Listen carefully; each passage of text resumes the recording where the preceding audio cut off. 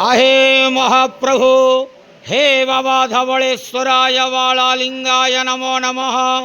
दीपं यदि परम ब्रह्म दीपं यदि जनार्दनः दीपहरतु मे पाप पूजा दीप नमस्तुते।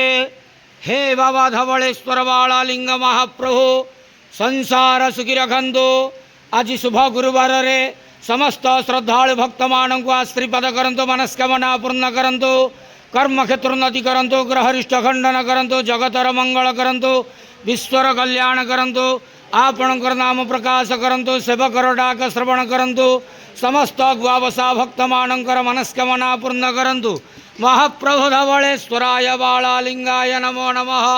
संसार सुखी रखंतु आनंद गवार हरि बोलो।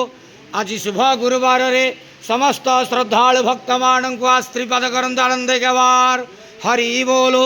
ओम नमः शिवाय महारुद्राय नमो नमः।